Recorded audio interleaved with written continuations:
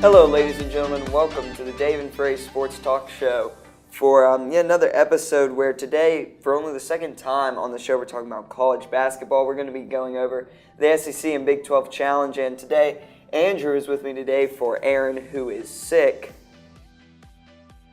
We're just going to be going over the SEC Big 12 Challenge that happened this weekend. SEC very successful this weekend in all of those matchups. You know, there were only about 2 in-conference matchups for the SEC. But let's get into it. A&M and Kansas was the first game. The Jayhawks ranked 5th, A&M not ranked, and Kansas able to win that game by 11. But A&M was coming back. The score at the half was 45-27, but their comeback was not enough to catch up to Kansas, and Kansas walked away with the victory, 46.2% from 3 in that game, and the Jayhawks walked away with the win. All right, next up we got Oklahoma and Bama. You know, possibly the greatest player-on-player matchup this year. We got Colin Sexton, who is probably the SEC's best player, and Trae Young, who's probably the nation's best player. Trae Young, after putting up 74 points in the past 2 games, was held to 17 points, 9 assists. Sexton was 18. He had 18 points and he was 8 of 14 shooting, and the Tide they rolled. They won 80-74. And Oklahoma can be beat whether Trae Young goes off, you know, like in the Oklahoma State game where he scored 48, or whether he's held down like he was in the Bama game. Definitely, and that was a very nice matchup to watch, seeing Sexton versus Young. Nice to see that right now. We might see it come March as well. Now, next one, Vanderbilt versus TCU. Vanderbilt came into TCU. Vanderbilt had 9 free throw attempts, TCU 0. And Vandy walked away with a 3-point win. LaChance for Vandy had 24 points and 5 rebounds as the Commodores walked away with that one. TCU had 4 of their 5 starters in double digits in points, but no free throws, and they couldn't win the game. Yeah, and next up, Texas Tech and South Carolina. This probably the low-scoring game. Texas Tech was ranked 4th in scoring defense. South Carolina was 207th in D1 in offensive scoring. So Texas Tech, they led for most of the game, and South Carolina took the lead, actually, 40-21 on number 14 Texas Tech. But TTU went on a 13-2 run, you know, just to pull out the win. You know, South Carolina wasn't expected to be in this game at all. It was shocker that they even scored, you know, over 60 points. What's amazing to me, though, is South Carolina in the Final Four last year, but then lost everybody, and then they're not the now same. They are just definitely not the same. Next, Kentucky versus West Virginia, and the Wildcats not ranked in the top 25. At this point in the year is very, very strange for Kentucky, but they were able to go into West Virginia and beat the number 7 ranked Mountaineers.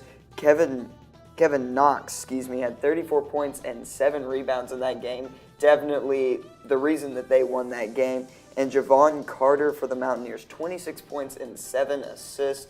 But Kentucky was able to walk away with the win. It overcame a 15-point deficit and won up there in West Virginia. Big win for that Kentucky program. Yeah, Kentucky, you know, them being so young, we've seen flashes of brilliance and flashes of inexperience. Let's see how that plays out, you know, in the tournament. Yeah.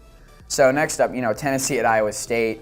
Number 22, Tennessee, they got off to a slow start. You know, they kept turning the ball over. They were down 12-5 and then, you know, in the first half. And they roared back at halftime. You know, they went on a 24-2 run.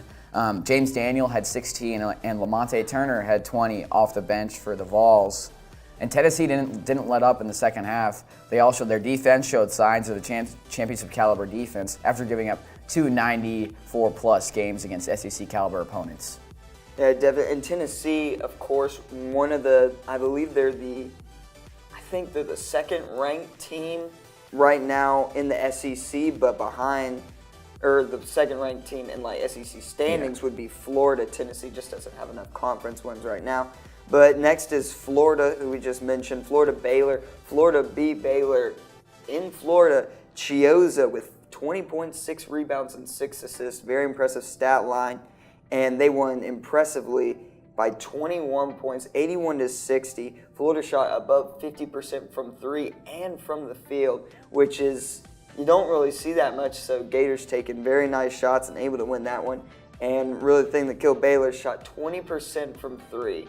And that's what happens when other teams making over 50% of their shots. And Gators able to walk away with the victory, and they are second in SEC standings, only behind the Auburn Tigers. I love how Florida has progressed. You know, they were top 10 to start the year, and then all of a sudden, you know, they lost 4 games in a row, and they're out of the top 25. I love how they've come back over the past couple of weeks. Like you mentioned, Chiozza, he's going to be a great player in the tournament. Mm-hmm. We're going to send it over to Jay Frazier for a little bit of an update on the rest of the sports world. Thanks, Davis. I'm Jay Frazier, and I'm going to be covering mostly soccer stuff this year, but today I'm going to be talking about the Pro Bowl. This year's Pro Bowl was very exciting. The AFC won 24-23 in a massive comeback. They were down 20-3 at one point. Delaney Walker caught the go-ahead touchdown with a minute to go in the game this year, and he won the offensive MVP, with Von Miller winning the defensive MVP.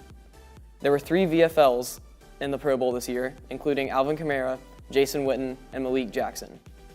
Many of the players said that the level of play was more competitive this year than they had ever experienced in the past Pro Bowl games. And now back to you, Davis.